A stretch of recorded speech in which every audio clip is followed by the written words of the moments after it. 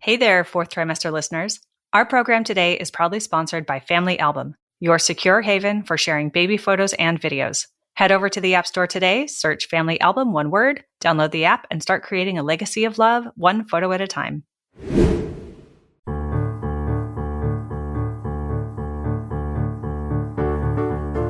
Hi, I'm Sarah Trott, and welcome to the Fourth Trimester Podcast. I'm a new mama, and this podcast is all about postpartum care for the first few months following birth, the time period also known as the fourth trimester. My postpartum doula, Esther Gallagher, is my co-host. She's a mother, grandmother, perinatal educator, birth and postpartum care provider. Fourth trimester care, our topic, is about the practical, emotional, and social support parents and baby require. And importantly, it helps set the tone for the continuing journey of parenting.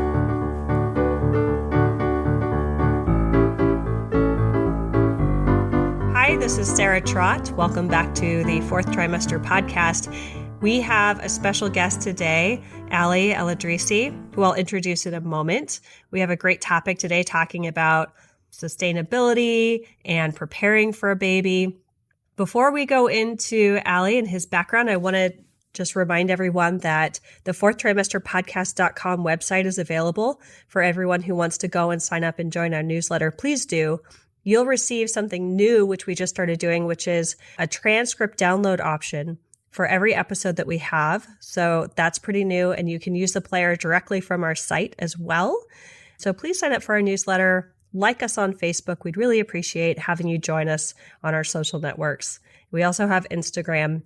And we are asking everyone who's a regular listener to please consider signing up for a $1 donation. And there's a link to that sponsorship option on our website. We'd be hugely grateful for that. So without further ado, I'm going to go ahead and introduce Ali. So Ali started a company called UpChoose, and we met him at the Birth and Baby Fair here in San Francisco. And Esther and I were walking around looking at lots of different things that, that parents can opt into, from everything from clothes, from food to bottles and devices and, everything under the sun. And we were drawn to Ali because he has a really interesting company, and we invited him to be on our program. So his company has a mission of accelerating the transition to sustainable consumption. Consumption is a really big deal for new parents, and we'll talk a lot about that. So the company is looking to activate households' role in building a healthier, safer society for all of us. Their first release is Cocoon, and it's a service offering parents with a curated set of healthful and eco-friendly baby clothing at each phase of the baby's growth. When the baby outgrows a set, parents can opt to resell it and order the next one, new or pre-loved, at a discount from another family. They keep getting beautiful and healthful clothes for their little one while reducing clutter, avoiding unnecessary spending, and helping to protect our planet at the same time. Ali is also an active early advisor of Le Cupboard. It's a startup creating a category of preventative healthcare through food. And before UpChoose, he helped create and manage the impact investing team at JP Morgan, where he helped develop investment structures like GHIF, which is the world's first VC fund for HIV and malaria research, the Dementia Discovery Fund, which is a first-of-its-kind collaborative effort to accelerate fundamental research in dementia, and NatureVest, which is an investment fund focused on nature protection, co-developed with the Nature Conservatory. So, Ali, thank you so much for honoring us with your presence on our program. We welcome you to the show. Hi. Hi. Thank you, Sarah and Esther. I'm really thrilled to be here. Thank you for having me. Ali, I'm not sure. I think you're married, right? Are you? No, I'm not. Will you marry me? We just had our first podcast proposal. Yeah. You're my kind of guy. I'm caught off guard. It's mostly a joke, but no, I just wanted to chime in and say, when I ran across your booth, there were two things at the Birth and Baby Fair that were particularly interesting to me product-wise. I'm not a product person. I try not to have products in my life, but yours was certainly amongst the top two. Thank you. Yeah. So And it's wonderful to hear your sort of your business bio as well. I'm very impressed. Thank you very much. Ali, tell me, why parents and why sustainability? Yeah, I mean, so it's interesting that we talked about some of the projects that I worked on before, and it actually came from two perspectives. One was working on a number of projects that would address what I call more the symptoms rather than the roots of some of the challenges we have. So whether we talk about climate change or waste or really health issues and issues that are related to lifestyle, in many cases we don't necessarily, and I think this is going to happen more and more, but we don't necessarily look as much into the actual root cause and the lifestyle, and a lot of it has to do with consumption. And so after a while, it was sort of a realization that if the lifestyle is causing a lot of these issues, and for sure it's been something around consumption, for example, that's been accelerating so fast in the past couple of decades, then we should look at this in the first place. And then the second reason was really to sort of understand that the way our consumption model is structured today, it's really around quantity and getting more and more stuff. And it's really working more for the products rather than for the users. And the idea here is to really take a step back and sort of revisit that and ask ourselves, for a number of situations, what do we actually need? And how do we also allocate our time and our resources in a better way? And so that led us to think about some important moments in our lives when we ask ourselves those questions. And, of course, like becoming a parent is one of those very critical moments. And it's obviously very intuitive, right? That you would, care for, this new person you're bringing into the world. But data also shows that it's the moment in our whole like adult life when we have the most flexibility around our habits, especially our consumption choices. So that's why we really started, to focus on that as both like a symbol of, if we're thinking about the future and the next generation, then, we might as well start at the very beginning of that and raise the next generation with the right habits. But also from a more, pragmatic perspective, if we want to change things, then, we should try to do it at the moments where we are the most likely to affect that change. And then on sustainability, what I would say, sort of as an intro maybe remark is, a lot of the time it's framed as something that we have to fix. And so, we have all these problems and then we have to fix them. And so the way to fix them is to choose better, right? It's to say, I'm not going to do this, I'm going to do that instead. And in consumption, it translates into buying the right products versus the toxic products, for example. And really the thinking here is to go, really one step beyond that and sort of say, it's not only about fixing what we have today, it's like realizing that we can, evolve our consumption model and not just fix it. And we actually have a lot of margin to just design, much better services. We have to be bold enough to want to start, with a blank page and like reimagine it. But if we do that, and we'll talk about it in more concrete terms. But if we do that, then we can end up with the high quality premium products, and without necessarily being where we are today, which is it's significantly more expensive. Only a happy few category can access it, and so that's really the mantra behind how we design our services. Is like, in the first place, we're thinking about in 10, 20 years, we will have better ways of doing a lot of these things, and part of it is sustainability, but part of it is also in our life we want to allocate our time also to more essential things than buying stuff, but we have to design for it.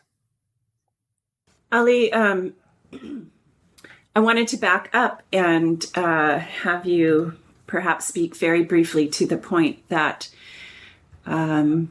we Americans in particular, and our children in particular, particularly middle and upper class Americans, consume some, and I'm sorry I don't have the statistic in front of me, but some enormous proportion of the resources that would otherwise be allocated across maybe more people across the world.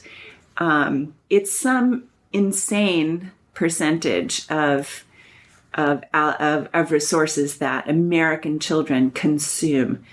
Of course, it's their parents consuming on their behalf. So Exactly. I wanted to make that point that I don't think that American parents know that the amount that they consume on behalf of their children, the 2 points you're speaking to is just the vast quantity that we're consuming on behalf of our children is driving people around the world into poverty, and simultaneously is driving the pollution, the sorts of environmental degradation at the same time. And this is on behalf of our children, unwittingly. And I don't think that's too small a point to make.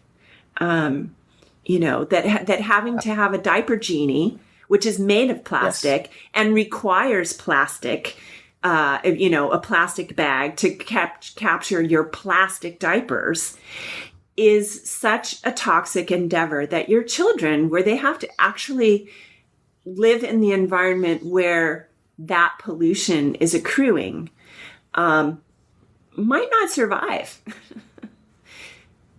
Absolutely, and it's an extremely important point, because that actually comes before asking yourself, what to buy. It's really the quantity part. So you might spend a lot of time sort of choosing the right product versus the wrong product, but until we tackle the point that you mentioned, which is how many things we have around, and what do we do with them over time, and and there's some mind-boggling statistics, like, for example, there's numbers showing that 3.1% of the world's children live in America, but they own 40% of the toys consumed globally. So there's this certainly vast overconsumption that's concentrated in the US, and that's why one of the really important aspect of the solution is to help consumers in the first place sort of take a step back and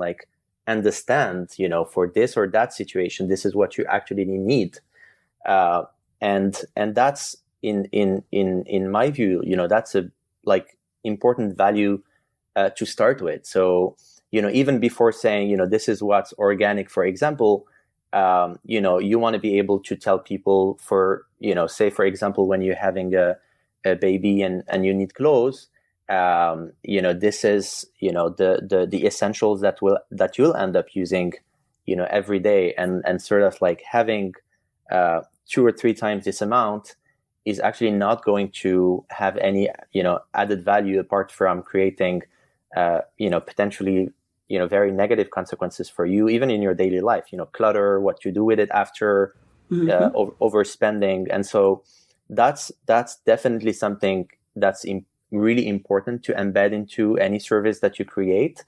But then the other part is, you mentioned the word not many people know, and it's true, and it's really important that we work towards that knowledge and awareness. But at the same time, it's also, I even want to say sometimes more important that there's a practical solution that is designed for convenience and for being cost effective, where people can choose that because it's better for their daily life, and then they can learn and know as they go through that journey. Because oftentimes what happens is you will put the knowledge out there, but still to act on that knowledge, it's extremely difficult.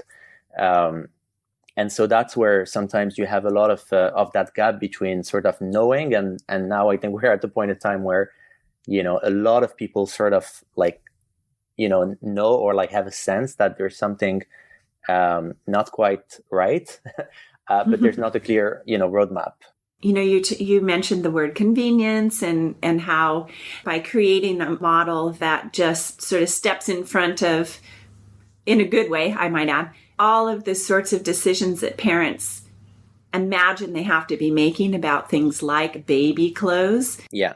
How your model addresses those two layers, both the decision-making process that parents would be involved in, but also sort of the education of those parents in terms of a sustainability model and an ecological awareness. Yeah, absolutely. So, I mean, it's something, that I've seen a lot, having like, my grandsister has like 3 kids, very close in age, and they're all like young, 8, 6, and 4. And, that's one of the experiences through which I've seen that at some point, for example, it becomes really hard even to find the gift, or even the parent would ask you, please don't buy anything. Like, I really don't have space anymore. Mm-hmm. And that's one of the things, next to like all the research we've done that shows that there's, that sort of issue in the first place where moms are, really overwhelmed with the products they have around, and too much stuff. Yeah, it's too much stuff, and it happens so fast that you don't have time to sort of master all that. And I think it's also really unfair to sort of think that if you're a pregnant woman or a mom, a new mom, you'll be able to master all these things. And so it's sort of like, seems like the general rule is that moms need to figure out everything. And even with all the support system, with all the sort of blogs and forums, a mom or an expecting mom is still somehow supposed to become an expert, like navigate all the facts, the trends, the ads, the marketing, and still end up, picking the right thing all the time. And that's a very unrealistic, expectations. And even if you look only at clothing and how clothing has evolved in the past, few decades, you end up with like a very long list of categories, and it seems like every time a mom would have to like recreate that knowledge from scratch and ask like, what do I need? What do I need at what stage, and like how many onesies are enough? How many sleep suits are enough? Have you used burp clothes or have you used washcloths? And on and on and on.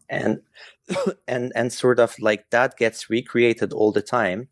And that ends up in confusion. You might ask your friends, obviously, or your family, but they too have had to go through the same process. So, you have that sort of bias there. And in many, if not most cases, it ends up in overspending, getting things that you'll not end up using, really optimizing for one thing, alone, and not being able to look at everything at the same time. And so when we really started diving into our first service, it's called Cocoon. So it's Cocoon by UpChoose. Really, the idea was to say, instead of only helping a mom choose the right product, why don't we actually go for it and design the whole experience? And that would be as much more valuable. So what you have now with Cocoon is a service where you receive a set of baby clothing and accessories, and it's we like to say that it's at least 80% of what you'll actually end up using and wearing, and that you all receive that in one set.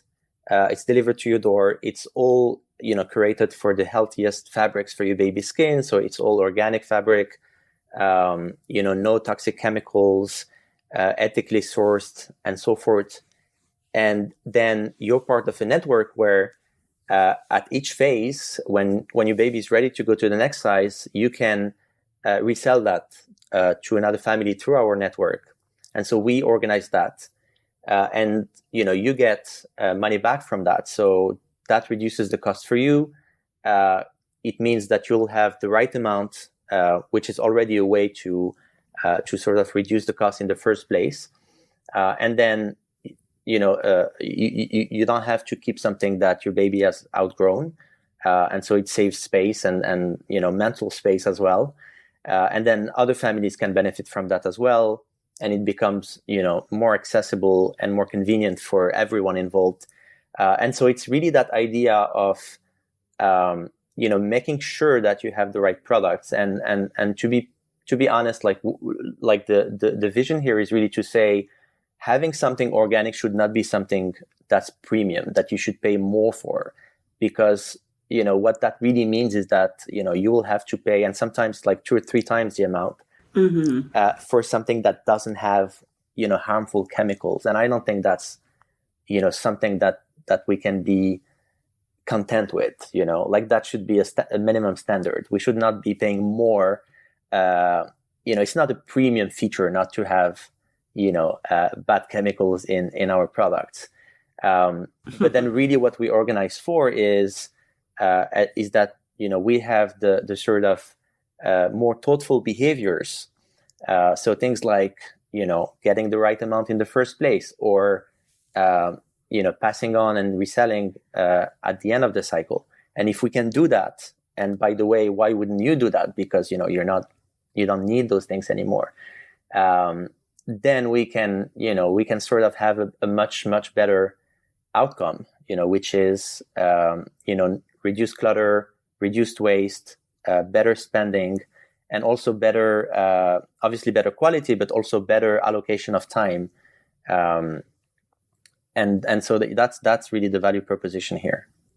I want to add the possibility that, not only is this just a nice, simple, straightforward organizing principle for parents, just, go online and click on, Cocoon and Up-Tos and say, okay, now we've dialed in our baby clothes service. It's all set up for us. When the time comes, we'll ship stuff back and get a new set. Yeah. But it occurs to me that not only the convenience, but frankly, potentially the more reasonable cost of all of this, in as much as you're not going out in the car wasting gas looking for products. You're not asking, 5 different, Amazon Prime venues to be shipping you 2 items each, and wasting shipping in that sense.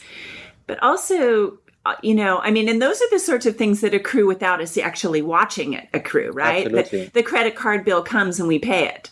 Yeah. But it occurs to me that if we were to be looking at that cost, and then of course you may have done this, Ali, but I have no idea. But the difference in savings could mean a day of care, of postpartum care for that mom who's given birth. A visit to a lactation consultant when she's having difficulty breastfeeding. So to me, part of the value here is actually then having a better margin for the actual care that you will need as new parents. Now, I know, Ali, you've never been a new parent, but you have a sister who is a new parent. And while she was navigating putting diapers on and off her baby, she was also going through a physiological, emotional, and social transformation that was huge and challenging. Mm-hmm. And she might have needed family and professional support for that. And so I'm just putting a plug in here. As Sarah knows, I always find a way to do so. Yeah. Yes, I know. That's why we do this. Yeah. I mean, frankly, in the fourth trimester, what's going to be way more important to new parents, even though they don't know it right now, is that they're going to need support and help of a social, emotional, and physiological nature. And all the fancy baby clothes in the world, aren't going to make a difference. And having, a brand new diaper genie is not, that's not going to be the thing that gets them through that.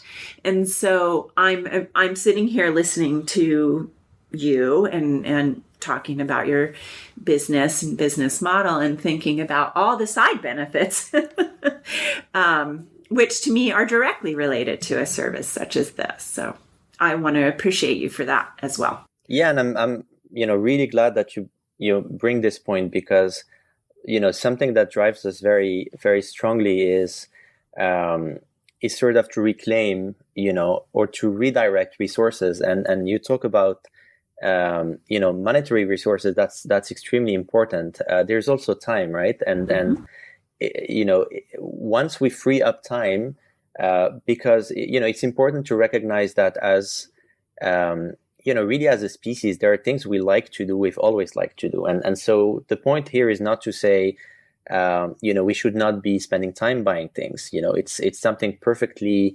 normal and enjoyable. It's the excess of it, right? That becomes a problem.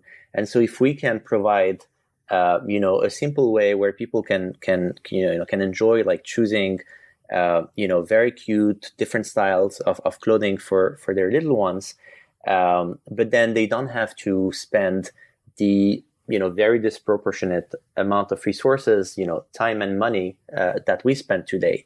And so that frees up both, time, money, and actually even mental space, right? It's a little bit different from time, but to do those things that are, much more, essentials. It's exactly like you said, right? Like no amount of, very cute clothes, would sort of replace that. And that's really where we think, there's a, not just a side benefit, but just some sort of like a deeper, effect that, but needs to happen first by, sort of, unlocking that, those like, time and money and sort of mental space resources. Well, it's a direct benefit if parents actually have more time to sleep when their baby sleeps. Hey, fellow parents, can we take a moment to reflect on the joyous chaos that is parenthood? Those days when our hearts swell with love at the sight of our little ones and we're bursting at the seams to share every adorable moment with the world. But let's be real. Some things are better kept in the family, and your loved ones who matter the most aren't always close by, and they might not be that tech savvy either. So how can you easily share your baby's beautiful growth with loved ones while keeping your precious memories secure? I remember the frustration of trying to use some of the big tech photo solutions, only to find they fell short of what I needed. That's when I stumbled upon something truly remarkable, the Family Album app. The Family Album app was created to give parents a secure and easy way to share photos and videos with loved ones. It's an orderly and totally secure haven for your family's personal memories. I love that there's no third-party ads, no unwanted eyes, unlimited storage, and that it's totally free. So to all the parents who are out there still trying to use other messaging apps for your kids' photos, it's time to level up your family photo game with a free photo sharing app. Head over to the App Store today, search Family Album, one word, download the app, and start creating a legacy of love one photo at a time. Esther and Ali, I want to share with you a little bit of my experience having recently become a new parent. Congratulations. Thank you. I have a toddler now, relatively recently. Okay. Yeah. So when I became pregnant, I was very excited for an abundance of reasons. And one of the things I felt excited about was setting up a nursery and buying things.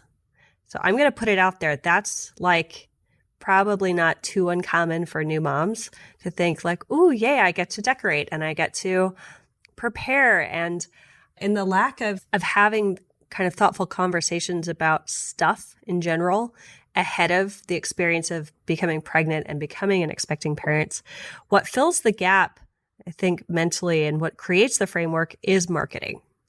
And now I'll step back and be a little more general. I'll step back away from myself. But in general, what I've seen, and I did experience this, was an absolute onslaught of emails and invitations to events that are designed to sell me stuff. Special store events or special like online invitations for buying. Once that cookies start picking up that you're looking at things like cribs online, parents just get bombarded. And I think what's unfortunate is that hundreds of millions of dollars are spent creating the idea that unless you go buy all of this stuff, you're not a good parent. And it puts so much pressure on people. It puts a lot of pressure on people thinking, oh, if I don't do this, then, my baby's not going to have what they need. And so it's not really seen as what's best for the environment or best for my family or best for my house or my baby. It's more like, I guess it is. It's like, what is best for my baby is stuff. Like that's the main message that comes through. And I really want to counter that for anyone who's listening. Stuff is not necessary for your baby. Some things are helpful for you and your family and essential, but most of the things that get advertised and marketed, I would say, are designed to be money-making enterprises. And they don't really care if you have 25 duplicates of things or if they're not sustainably sourced, right? It's just stuff. And I want moms to not feel guilty. Like, please hear me. If you're an expecting parent, don't feel guilty if you don't have all the stuff. Like, sure, put your registry together for your baby shower. Like our traditions involve buying stuff, like have a party and everyone buys you stuff. That's cool. We'll put things on your baby list that I would just ask are thoughtful and question whether or not you really need it just because like your 3 friends had one. Well, not only that, Sarah, but I would add, think outside the box of the baby. The shower should, in plenty of cultures, this idea of a shower, which probably gets called a lot of different things in a lot of different places, isn't about the baby. It's about the parents. It's about you are going through a major transformation. We're here for you. Here's how we're going to help you. And sadly, in our culture, it's here's what we're going to do to fill up your suburban house, which is already an unsustainable model. So, if I could get to every woman in her first trimester or at the end of her first trimester, every parent, couple or trio or whatever number of parents are looking to expand their family through adoption, et cetera, I would be saying, look into what your social, emotional, and physiological needs are going to be in the first 3 months of having a new little human being in your home. Look to those and ask for that. It's just as valid of a shower gift to give somebody, a cocoon subscription and offer to pay for a breastfeeding consultation and throw some money in the direction of a postpartum doula and throw some money in the direction of a complete, nutritious meal service. I think those are the things that people are going to benefit from, right? I'm going to add cleaning service. Sure. Oh, absolutely. Somebody to clean your bathroom. Yes, please. Right? Absolutely. Like all of those things. And some of those things are something you can offer to do yourself. You can come over to your friend's house and clean their house for them. You can come over to your house and their friend's house and cook a big pot of stew for them. And some of those things are just going to be better done by somebody who really has thoughtfully gone through and organized that. And certainly this little cocoon option it's very sweet. Thank very you. Sweet and thoughtful. I mean, just very dear. And I just have to say, and I'm just so pleased that it's an uncle who got it together. That's culture change right there. Yeah, I think it's I mean, I agree, 200% with everything you said. And it's that culture of marketing that I also think we're sort of getting at the end of the cycle of that. We're still like, in a way, stuck into it. But, I think there's people are sort of ready to embrace other solutions, but they need to be real solutions. Mm-hmm. And, when I get a little bit, frustrated sometimes is, or like not necessarily frustrated, but I think it's very unfair sometimes, is that we say that, but then, moms would go out in the world and it would be an extremely difficult thing to implement. And sometimes, they would implement it at the peak of the motivation. And that's something we've seen a lot. Like, you're having your baby, and then, you sort of make all this better decisions and choices. And then, 3-6 months down the road, reality kicks in and you reallocate because of budget or because of other reasons. You go back to, some of the previous habits. And so there's really two things we've spent an enormous amount of time to try to put at the center of our model. One is, what I call the sort of nutrition-led approach, which is, if you're experiencing something. So, for example, in food, if you're eating empty, calories, your body and your mind will keep asking for more. Please give me more sodas. Please give me more of this. Mm-hmm. But if you're eating the right, nutrient-dense food, and if you do that from the start, then you have a much higher likelihood to be, content. And that's what we try to do, is to say, if from the start you have that first layer of what you actually need, then, by all means, go out there and buy a couple of things, enjoy them, but you sort of will most likely be already content. You already know you have most of what you need. And so, that nice outfit that you're adding is, you can be, fully joyful about that. And you don't have to go overboard and being concerned that, maybe you don't have enough, because you're already, you started on the right path. And then the second thing is, this idea that, the goal is not so much to make the right choice at one moment, but it's to have a solution that can sustain over time.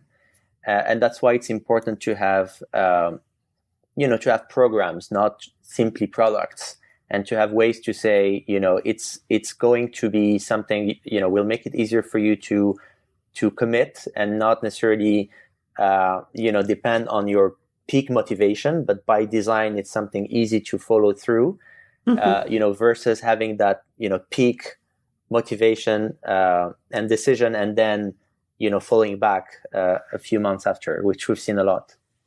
Ali, I'm going to ask you a question, not because I want it to be a scare tactic, but I'm just so curious. So why are some baby clothes so cheap? I mean, that's a temptation, right? The marketing says, okay, you have to buy all this stuff. And then you go out and you buy all this stuff, but you don't have very much cash, because now you have to buy all these things. So you have to make your money stretch. So the temptation to buy cheap stuff increases. And then you have access to all these cheap, like you can get really cheap baby clothes online, the places that have like double flash sale, 50% off. And then they give you like coupons and they hound you all the time. Like, why are those clothes? How could those clothes be so cheap? And when you say toxic, like what's the awful toxic stuff that's in there? I'm just, curious. Sure. I mean, so, on the first part, it's not necessarily specific to baby clothing.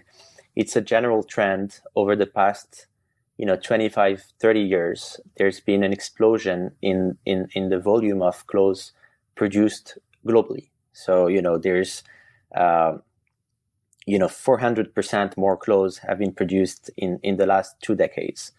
And so that's, even if you account for like there's more people on Earth, it's still like an enormous increase in how many clothes we produced. And that's that's a shift in the model of producing clothes and buying clothes, fast fashion and so forth. And so what happens there is that something has to give.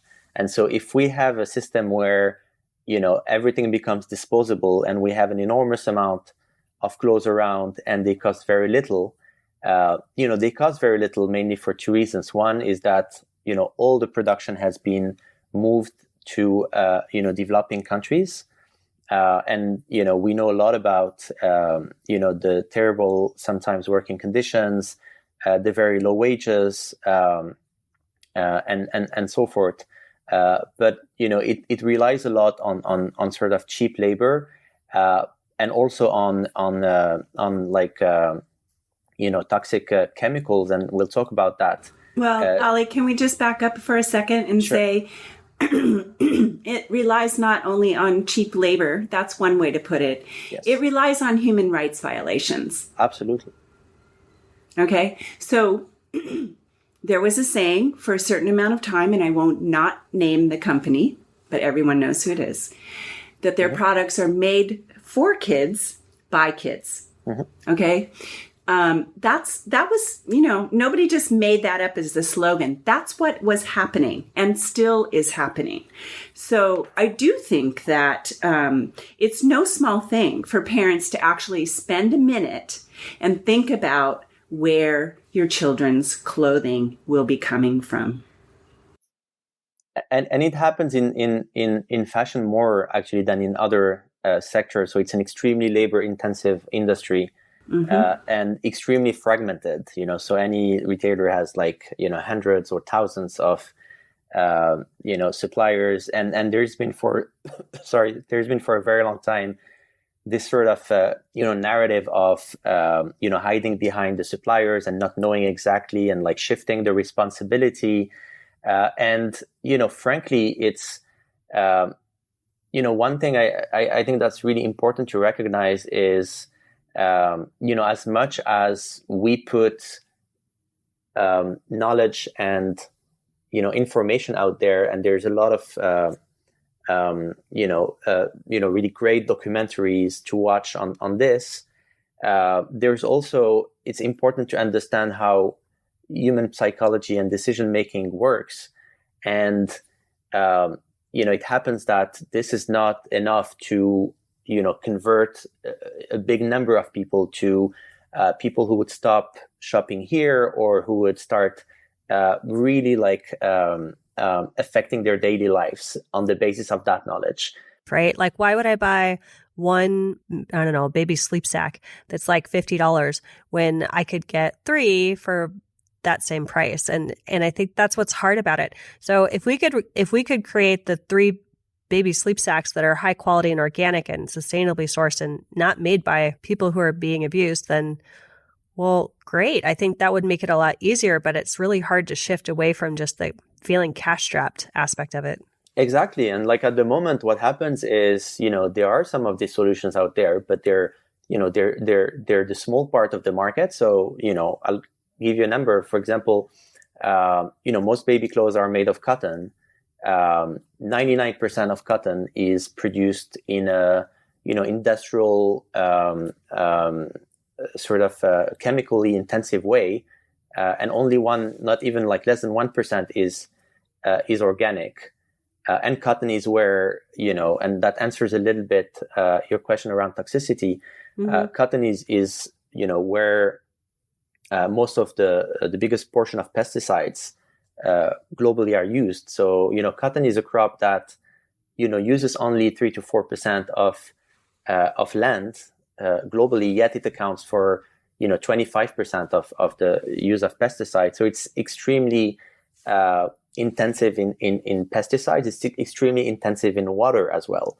But yet, organic still represents, a really small portion. And when you're a consumer, your mom, obviously you have, as we said, tons of things to, get your head around. But even if you wanted to, you would be challenged to find at the same time the right price, at the same time the style that you like, and to just know where to go. And I'll give you a little example. But a few months ago, I went to a really big retailer here, and like I go and I ask for baby clothing, and so they give me 100% cotton clothing, and then I ask, but do you have organic cotton clothing? And then they say, yeah, this is it. Like 100% cotton is what they call organic. And so that shows you how difficult it is for consumer, because even if this salesperson at the biggest shop or biggest retailer here would tell you that 100% cotton is organic, where most of the which cotton is out not there true. is not. No, it's just to clarify, for anyone listening, that's not true. But it's not. It's the opposite of organic. Exactly. It is one of the worst things we do on the planet. It's a really terrible pesticides, herbicides, soil stimulants. I can go on and on and on. And also, I want to just put it out there that I'm guilty of this too. Like, listeners, please don't feel like we're judging you. Don't feel bad if you've kind of fallen into the same trap as everyone else. But I guess what we're trying to share is that there is an opportunity to make that shift. Yeah, and Exactly. and something I want to add to that, and I think it's again going back to understanding a little bit like why we behave the way we behave. It's extremely important not to make people feel guilty, and to understand that it's by design made extremely difficult, if not impossible, in most cases. Yeah. And so if we can design those solutions where we make it easier for people and more enjoyable, and we solve for this, and really the message here is those are things that we have to take seriously. We shouldn't be scaring people, because you'll never have it's not the case that one piece of clothing will be very harmful to you. But it's important to understand that what we're talking about is an effect that happens across all the products that we have and over time. And these chemicals combine with themselves, and they create over time and across products. When you start to compound that with other things you have around, and when you do it over a long period of time, it does have very serious effect. There's been a lot of really robust studies around that. So it's really important that we set up ourselves to detoxify our environment. It's no small matter, but at the same time, we have to design those really simple, really easy, and very enjoyable experiences that take care of that. The phrase "baby steps" comes to mind. Yeah, Very appropriate. yeah. Well, Ali, I would just like you to maybe walk us through how to access your product. Sure. So you can find us on our website. So it's www.upchoose. So it's upchoose.com. And so this is the website where you'll find the service. It's Cocoon by Upchoose. We have a community on Instagram as well. You'll find us at Cocoon Moms. And so that's our community of moms and everyone around moms who are working to make this a reality, and to build the community around that. And then we're we've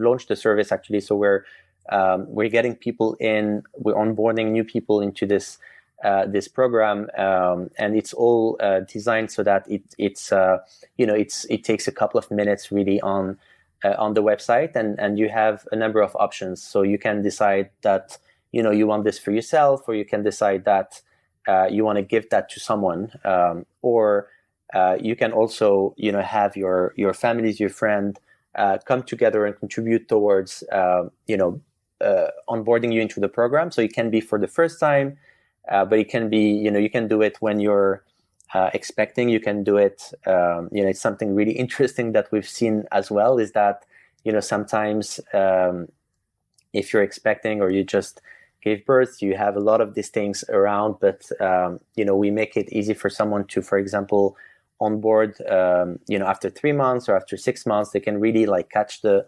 train at any point in time, and then we grow with them. So yes, you can visit us on upchoose.com. And thank you for so generously providing our listeners with a promotion. So they can use Fourth Trimester Cocoon as a coupon word, all one word. Yes, that's correct. They have $25 off. Great. Well, thank you so much. Listeners, go check that out and share that with any new and expecting parents in your life. We'll share that on our Facebook page and social as well. Ali, thank you so much for being a wonderful guest on our program today. My pleasure. I'm really thrilled. Thank you for inviting me. It went really fast, so really enjoyed it. And please, yourself and obviously everyone who's listening, we'd love to be able to get to know you. You can, please contact us on our website for any questions. We'd be happy to share more about all the research that we've done. This is obviously beyond the solution we're providing. We want to be helpful to people to think about that transition and to think joyfully and practically about it. So we're here for that. So please do reach out, even if only for questions. We'd be happy to share our thoughts and knowledge on that. Wonderful. Thanks so much, Ali. Thank you very much. Have a wonderful day. You can subscribe to this podcast in order to hear more from us. Thank you for listening, everyone, and I hope you'll join us next time on the Fourth Trimester. The theme music on this podcast was created by Sean Trott. Hear more at soundcloud.com/Sean Trott. Special thanks to my true loves, my husband Ben, daughter Penelope, and baby girl Evelyn. Don't forget to share the Fourth Trimester podcast with any new and expecting parents. I'm Sarah Trott. Goodbye for now.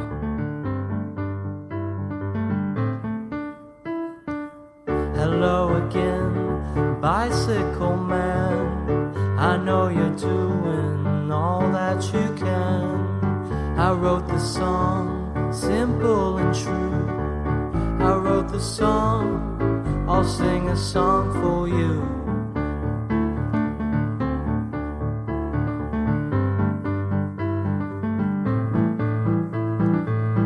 You got your wheels, you got your gears. You ride around town without any fear. You got your pedals, you got your brakes. You always wear your helmet for safety's sake.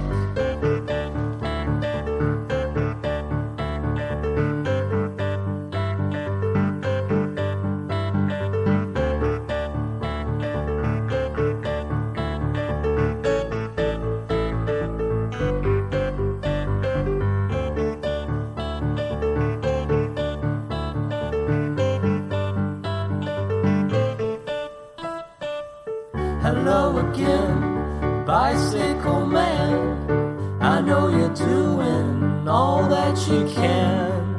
I wrote the song, simple and true. I wrote the song, I sing a song for you.